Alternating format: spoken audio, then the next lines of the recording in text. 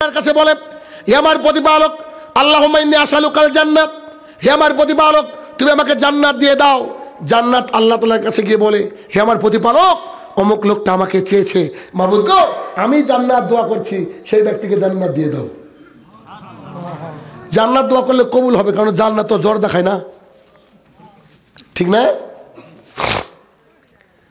কোন ব্যক্তি যদি সকালবেলায় ফজরের সালাত আদায় করে বলে সাইয়্যিদুল ইস্তিগফার, কার কার মুখস্থ আছে হাত তুলেন। সাইয়্যিদুল ইস্তিগফার কার মুখস্থ আছে হাত তুলেন। একটা দুটো তিনটে হাত দেখছি, আল্লাহ চারটে, ও এদিকে কটা আছে দেখেন, বাচ্চা ছেলেদের মুখস্থ আছে, নামান বড় মানুষের মুখস্থ নেই। আল্লাহুম্মা আনতা রাব্বি লা ইলাহা ইল্লা আনতা খালাকতানি ওয়া আনা আবদুকা ওয়া হাদিকা ওয়া হাদিকা মাসতাতাতু আউযু বিকা মিন শাররি মা সানাতু ওয়া বুলাকা বিনিয়ামাতিকা আলাইহি আবু বিযামবি ফাগফিরলি ফাইন্নাহু লা ইয়াগফিরুয যুনুবা ইল্লা আনতা। এর ফজিলত কি জানেন? রাসূলুল্লাহ সাল্লাল্লাহু আলাইহি ওয়াসাল্লাম বলছেন, কোন ব্যক্তি যদি ফজর সালাতের পরে একবার পড়ে সারা দিনের মধ্যে মরলে জান্নাত। মাগরিবের পর কোন ব্যক্তি যদি পড়ে সারা রাতের মধ্যে মরলে জান্নাত। কি মজার দোয়া, একটু বাংলাটা বোঝার চেষ্টা করবেন, এত মজা। আল্লাহ তুমি আমার একমাত্র প্রভু, একমাত্র রব, তুমি ছাড়া কোনো মাবুদ নেই।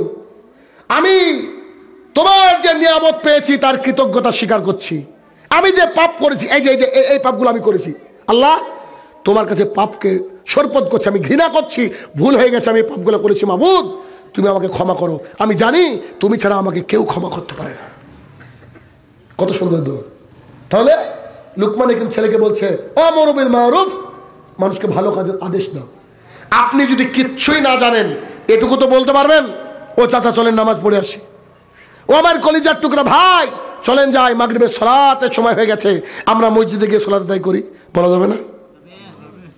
তাহলে মানুষকে ভালো কাজের আদেশ করতে হবে। এরপরে বললেন অনহা আনিল মুনকার, অন্যায় কাজ থেকে মানুষকে বিরত থাকার জন্য বলো। মানুষ যখন কোনো অন্যায় করবে তাকে বলো তুমি অন্যায় করছো। বাংলাদেশে সে প্রতিদিন বলছি, যারা ফ্রান্সের পতাকা ঝুলিয়েছে এরা মুসলমান নয়, যারা আর্জেন্টিনার পতাকা ঝুলিয়েছে এরা মেসির সাথে জান্নাতে যাবে। তো মেসি যেখানে যাবে ওখানে যাবে, আমি তো বলছি না, হাদিস বলছে। রাসূল সাল্লাল্লাহু আলাইহি ওয়াসাল্লাম বলছেন, আবু হুরায়রা রাদিয়াল্লাহু তাআলা বর্ণনা করে বলছেন, যে ব্যক্তি যাকে অনুসরণ করে সে ব্যক্তি তাদের সাথে উঠবে। আপনি সালাত আদায় করেন, আপনি আপনার ইমামকে মানেন, ইমামের সাথে উঠবেন। চরমনায়ের মুরিদরা হুজুরের সাথে উঠবে, চরমনায় জাহাজ নিয়ে আসবে কিয়ামতের মাঠে।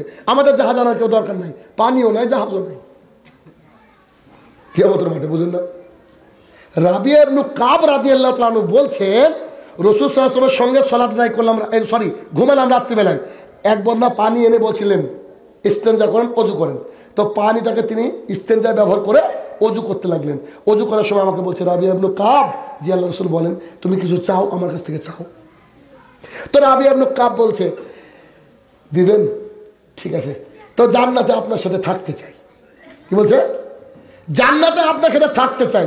মুহাম্মদ সাল্লাল্লাহু আলাইহি ওয়াসাল্লাম বলছে, জি না, অন্য কিছু চাও, অন্য কিছু চাও। বলছে না, যদি দিতে হয় ওটাই দেন, নাহলে দরকার নেই।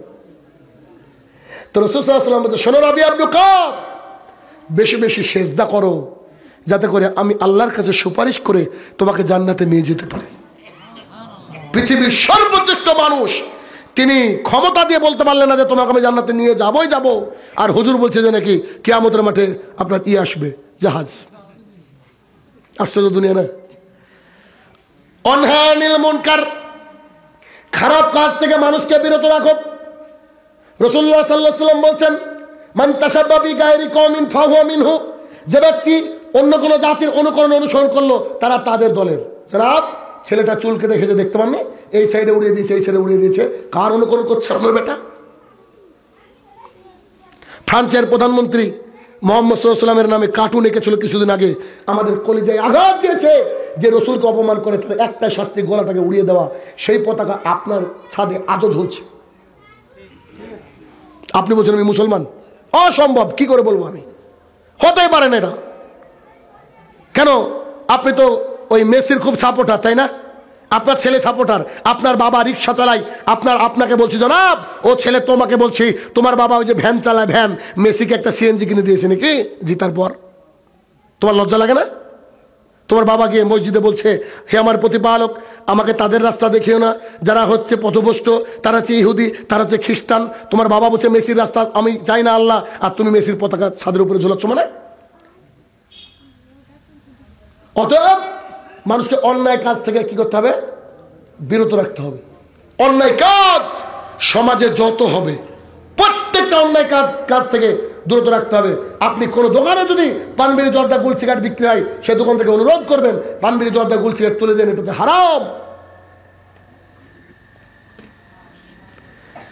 রাস্তার মনে মনে ছেলেরা আড্ডা দেয়, ইমাম সাহেব ওই দিক দিয়ে চলে যায়, তাদেরকে সালাতে ডাকে না, তাদেরকে ডাকতে হবে, তাদেরকে সালাতের জন্য বলতে হবে। বাড়িতে যদি আশা ব্র্যাকের বই থাকে বাবাকে বলতে হবে। রাসূলুল্লাহ সাল্লাল্লাহু আলাইহি ওয়াসাল্লাম বলেছেন 1 টাকা সুদ খেলে 36 জন নারীর সাথে জেনা করে যে পাপ হয়, এভাবে টাকা নিলে তত পাপ হয়। মানুষকে বলতে হবে এটা অন্যায়, মানুষকে বলতে হবে হাকিমপুরি জর্দা দিয়ে পান খেলে তার থাকার জায়গা জাহান্নাম। আমি বলছি না, আবু হুরায়রা রাদিয়াল্লাহু তাআলা বলেন রাসূলুল্লাহ সাল্লাল্লাহু আলাইহি ওয়াসাল্লাম বলেছেন লা ইয়াদখুলুল জান্নাতা মুদমিনুল খামরিন, নিয়মিত পানবিড়ি জর্দা গুলখোর লোক জান্নাতে যাবে না। মানুষকে বলতে হবে।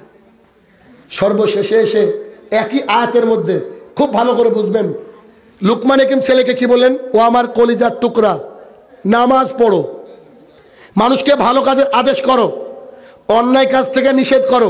এর পরের বাক্যটা যদি এরকম হতো তাহলে তুমি জান্নাতে যাবা, তাহলে ঠিক মনে হতো, ঠিক না? আল্লাহ তাআলা এখানে বলে দিলেন অসবির আলামা সাবাক। সেই ছেলেকে তখন সালাত আদায় করার পর, নসিহত করার পর, ভালো কাজের আদেশ এর নসিহত করার পর, মন্দ কাজের আদেশের নসিহত করার পর ছেলেকে বলছে বেটা ধৈর্য ধারণ করো। কেন? যেই বলবা যে আর্জেন্টিনার পতাকা ঝোলানো যাবে না, যেই বলবা যে জর্দা চলবে না, যেই বলবা যে ক্যারাম বোর্ড চলবে না, যেই বলবা যে বিয়েতে গান বাজালে ও বিয়ে আমি পড়াবো না, যে আপনি বলবেন ইমাম হয়ে যে আপনি যদি সালাত আদায় না করেন আপনার জানাজায় যাব না, তখন জাতি তোমার পিঠের চামড়া তুলে নেবে। তখন তুমি ধৈর্য ধারণ করো। কি করো? ধৈর্য ধারণ করো। অসবির আলামা সাবাক, বেটা তুমি ধৈর্য ধারণ করো। তাহলে কি করতে হবে? ধৈর্য ধারণ করতে হবে। অতএব আলোচনা আর বাড়াচ্ছি না, কারণ আমি 12টা পর্যন্ত আলোচনা করি, 12টার পরে যাই না। এজন্য জলসা যাই করেন না কেন, সবচেয়ে উত্তম কাজ হচ্ছে সলাৎ। কি বললাম? সলাৎ। এখন যদি ঘুমিয়ে যান, রাত্রি বড় 5:50 দিকে বোধ হয় এখন আপনার নাকি ফজরের জামাত, অতএব জামাতে সালাত আদায় করতে হবে। কেননা রাসূলুল্লাহ সাল্লাল্লাহু আলাইহি ওয়াসাল্লাম বলেছেন আমার ইচ্ছা হয় আজান হয়ে গেলে যেসব পুরুষ বাড়ির থেকে আসে না, একজন ছেলেকে ডেকে বলি তোমরা পাটকাঠি খড়ি এসবগুলো গুছাও, তো চলাটোলা গুছাও, আর একজনকে বলি তুমি ইমামতি করো। আমি কিছু সাহাবীকে নিয়ে গিয়ে তার বাড়ি ঘরটা জ্বালিয়ে দিই। আমার ইচ্ছা হয়, কিন্তু আমি জ্বালাতে পারি না। কেন জানো? সেই বাড়িতে তোমার মা থাকে, সেই বাড়িতে তোমার বউ থাকে, সেই বাড়িতে তোমার বোন থাকে, সেই বাড়িতে কচি কচি বাচ্চারা থাকে। যদি না থাকতো আমি জ্বালিয়ে দিতাম। তার মানে যে পুরুষ বাড়িতে বসে থাকে ও আল্লাহ তাআলার এই যে অনিয়মের কারণে ওর বাড়িটা জ্বলে যেত, পুড়ে যেত, এই পারমিশন আল্লাহ হয়তো দিয়ে দিতেন, কিন্তু আপনি বেঁচে গিয়েছেন, আপনার বাড়িটা জ্বালানো হয়নি, আপনার মা বোন রয়েছে, আপনার ছোট্ট কলিজার টুকরো রয়েছে। অতএব সালাত আদায় করতে হবে যে কোনো মূল্যে। অতএব আমরা এখান থেকে বক্তৃতাকে শেষ করার চেষ্টা করব, এবং সেই সাথে শেষে খাস অনুরোধ, আপনারা হয়তো অনেক টাকা পয়সা দিয়েছেন, দিয়ে গিয়েছেন, তবু আল্লাহ তাআলার ঘর, কারণ আল্লাহ তাআলার ঘরে যদি আপনি 1 টাকা দেন আল্লাহ তাআলা ওটাকে লিপিবদ্ধ করে রাখেন। 1টা টাকার কারণে আপনি কি হয়ে যেতে পারেন বলেন? জান্নাতে যেতে পারেন। কিয়ামতের মাঠে একটা নেকির খুবই দরকার হবে। নিজের বাবা পালিয়ে যাবে, নিজের মা পালিয়ে যাবে নিজের সন্তানকে দেখলে। অথবা আমি চাইবো সবাই একটু আসবেন আর এখানে দিয়ে যাবেন। বক্তৃতা শেষ, আর কথা বাড়াচ্ছি না। আসুন, অন্তত 5 টাকা হলেও লাস্ট আপনি দিয়ে যাবেন। আসুন, আমি জায়গা ফাঁকা করছি, এখানে আসবেন, দিয়ে যাবেন ইনশাল্লাহ। তাড়াতাড়ি করুন, আসুন, বক্তৃতা শেষ, আর হবে না। আপনি 5 টাকা হলেও দিয়ে যাবেন, বাড়িতে যাবেন না খালি হাতে। 5 টাকা হোক, 10 টাকা হোক, আপনি আল্লাহ তাআলার ঘরকে দিয়ে যাবেন। আল্লাহুম্মা সাল্লি আলাই, আল্লাহুম্মা বারিক আলাই। আসুন, তাড়াতাড়ি আসুন, আল্লাহুম্মা সাল্লি আলাই, আল্লাহুম্মা বারিক আলাইহি। আসুন তাড়াতাড়ি আসবেন। মাশাআল্লাহ। আল্লাহুম্মা সাল্লি আলাইহি, আল্লাহুম্মা বারিক আলাইহি। আসুন আসুন। কাউকে খালি হাতে ঘুরতে নিষেধ করেছি, যদি বাংলা ভাষা বুঝেন। আলহামদুলিল্লাহ। আল্লাহুম্মা সাল্লি আলাইহি, আল্লাহুম্মা বারিক আলাইহি। আসুন, মাশাআল্লাহ। আসুন আসুন, 1 টাকা 2 টাকা হলো দিয়ে যাবেন। মাশাআল্লাহ। আল্লাহুম্মা সাল্লি আলাইহি, আল্লাহুম্মা বারিক আলাইহি। মাশাআল্লাহ। রাখুন এখানে, রাখুন, সব রাখুন।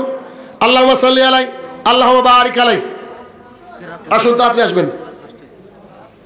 সাল্লাল্লাহু আলাইহি ওয়াসাল্লাম কুল্লু উম্মতি ইয়াদখুলুনাল জান্নাহ ইল্লা মান আবা। কিলা ইয়া রাসূলুল্লাহ মান আবা? ক্বালা মান আতানি দাখালাল জান্নাহ ওয়া মান আসাআনি ফাকাদ আবা। আন আয়েশা রাদিয়াল্লাহু তাআলা আনহা ক্বালাত ক্বালা রাসূলুল্লাহ সাল্লাল্লাহু আলাইহি ওয়াসাল্লাম মান আমিলা আমালান লাইসা আলাইহি আমরুনা ফাহুয়া রাদ্দুন। সম্মানিত উপস্থিতি, সর্বপ্রথম আল্লাহ সুবহানাহু ওয়া তাআলার বারগাহে শুকরিয়া জ্ঞাপন করব যে আল্লাহ তাআলা সন্ধ্যা থেকে এই পর্যন্ত কিছু দ্বীনি তালিম, দ্বীনি শিক্ষা অর্জনের লক্ষ্যে আল্লাহ তাআলা আপনাদেরকে এখানে আসার তৌফিক আদা করেছেন। সে রব্বুল ইজ্জাতের বারগাহে শুকরিয়া জ্ঞাপনার্থে আমরা বলি আলহামদুলিল্লাহ।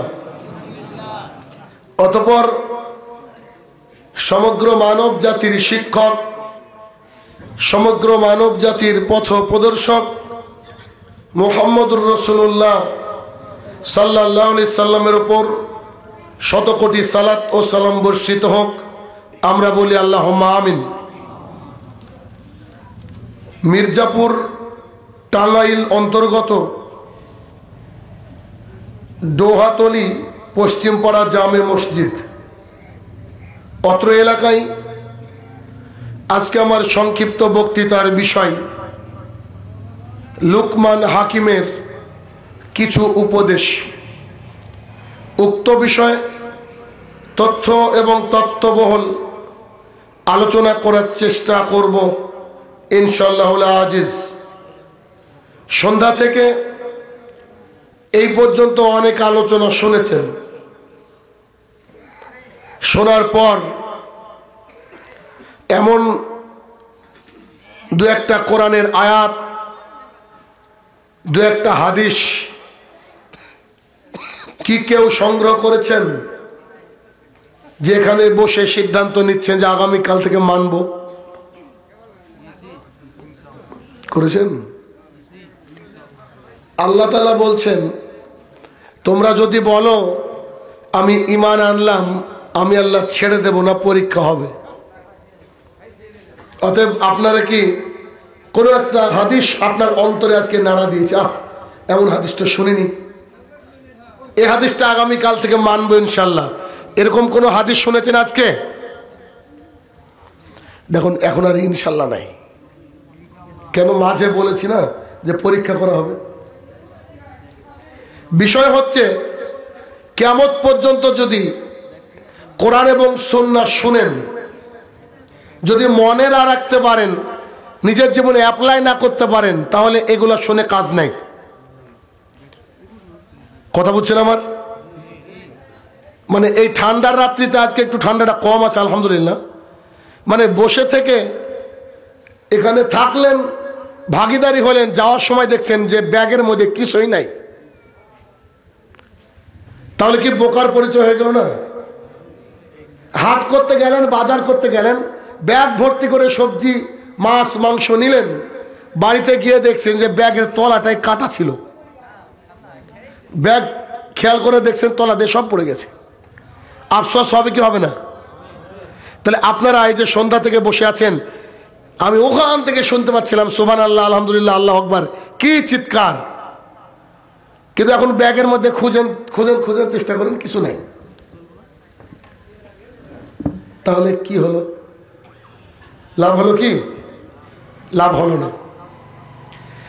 বলেন তো পৃথিবীতে সবচেয়ে বড় পাপ কোনটা? কে? শিরক। শিরকের উপরে আর পাপ নাই কি? সবাই বলছেন শিরক। সামনে থেকে শুনতে চাইছি। সবাই বলছেন শিরক, তাই না? কিন্তু শিরক কাকে বলে বুঝেন?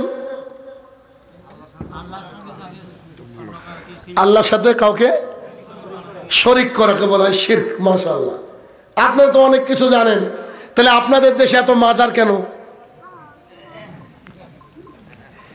যেহেতু জানেন যে আল্লাহর সাথে শরীক করার নাম হচ্ছে শিরক, তাহলে এত মাজার তো হওয়ার কথা ছিল না। যেমন জ্ঞানী মানুষ সিগারেট খায় না, কেননা সিগারেটের গায়ে লেখা থাকে টোবাকো কজেস ক্যান্সার, এটা খেলে তোর ক্যান্সার হবে, মরবি। তো এটা যদি কোনো মানুষ খায় তাহলে বুঝে নিতে হবে ও স্কুলে গিয়েছে, কলেজে গিয়েছে, আদৌ শিক্ষিত না। বুঝছেন?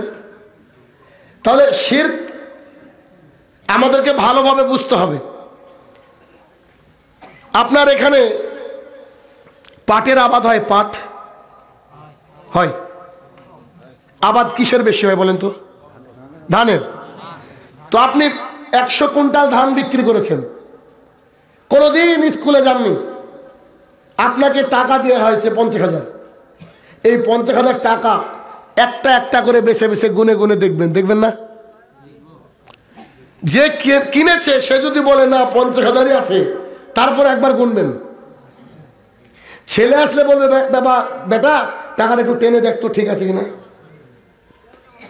তারপরে আবার বলবেন বেটা এই নকল টকল নাই তো, জাল তাল নাই তো। বলবেন কি বলবেন না? আমি হাটে গিয়েছি, হাটে বাজারে গিয়েছি, সবাই গ্রামের মানুষ। 1 কিলো আলু কিনবেন 30 টাকা কেজি, নাকি 30 টাকা কেজি। তো 1 কেজি আলু কিনবেন, আলুগুলাকে বাছছেন, বেছে বেছে দেখবেন ওর দোকানে একটা ঝুড়ি থাকে, থাকে না? তো ঝুড়িটাকে নিয়ে আলুগুলাকে বেছে বেছে তুলছেন, খেয়াল করেন, এই যে তুলছেন। তোলার পরে এবার ওনাকে দিলেন দাড়িতে, নেন মাপেন তো। তো উনি যখন দাড়িতে তুলেছে 2টো আলু কম পড়েছে, এমন হয় না? তো 2টো আলু যখন কম পড়েছে